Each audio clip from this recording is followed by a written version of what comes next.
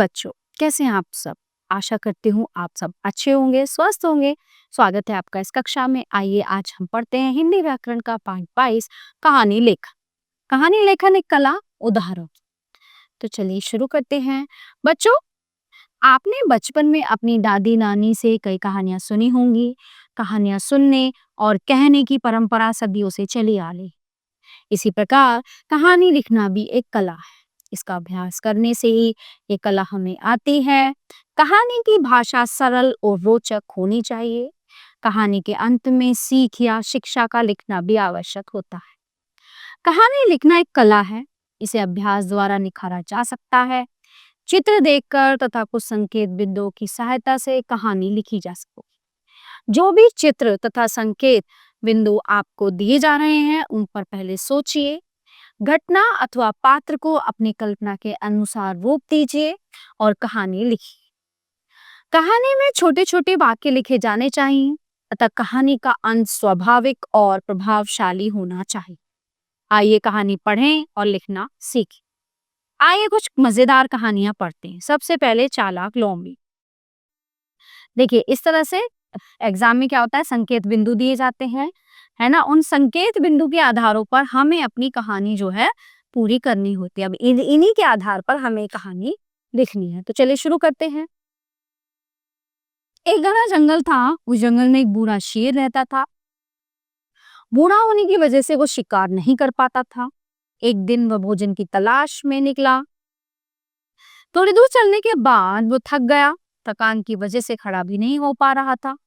थककर वह बैठा ही था कि उसने देखा कि थोड़ी ही दूर पर एक गुफा दिखाई दे रही थी। शेर ने सोचा कि इस गुफा में जरूर कोई जानवर आराम कर रहा होगा। उसने हिम्मत बटोरी और धीरे धीरे चलकर गुफा में पहुंच गया।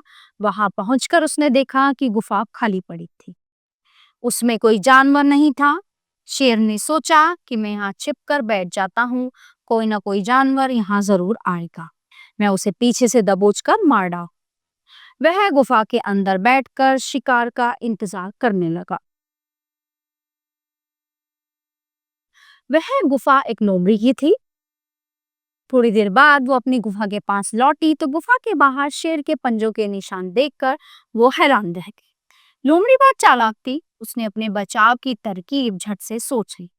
लोमड़ी गुफा के बाहर खड़ी होकर चिल्लाने लगी, गुफा मेरी प्यारी गुफा, कुछ तो बोलो। मैं जब रोज तुम्हें पुकारती हूँ तो तुम मुझे जवाब देती। आज तुम्हें क्या हो गया? मेरी गुफा, कुछ तो बोलो। लोमड़ी की बात सुनकर जो है गुफा के अंदर बैठे शेर ने सोचा कि ये सचमुच बोलने वाली गुफा होगी। तो शेर ने मन ही मन योजना बना रहा था कि लोमड़ी जल्दी अंदर आ जाए और वो उसका शिकार करके अपनी भूख मिटा दे। शेर मीठी आवाज में बोला, ओ लोमड़ी बहन, परेशान क्यों होती हो? अंदर आ जाओ, मैं तुम्हारा इंतजार कर रही हूँ। शेर की आवाज सुनकर लोमड़ी बोली, मूर्ख शेर, तुझे शर्म नहीं आती? तुझे इतना भी नहीं पता कि पत्थर की गुफा कभी नहीं बोलती? तू सच में बुरा हो गया है, मैं तेरे हाथ में आने वाली नहीं हूँ। लोमड़ी तेजी से वहां से भाग गई और शेर हाथ मलता रह गया। तो इस कहानी से हमें शिक्षा मिलती है कि मुसीबत के समय भी हमें बुद्धि से काम लेना चाहिए। ठीक है प्यारे बच्चों, आगे भी देखिए कहानी, ये आप पढ़िए। ठीक है, और भी उदाहरण यहाँ पे दिए हुए हैं और यहाँ पे कुछ कहानी आपको अभ्यास के लिए भी है जो आपको स्वयं था। ठीक है, तो प्यारे बच्चों की पाठ यहीं के समाप्त होता है। आशा करती हूँ आपको अच्छे से समझ आया होगा। मिलते हैं अगली कक्षा में। धन्यवाद।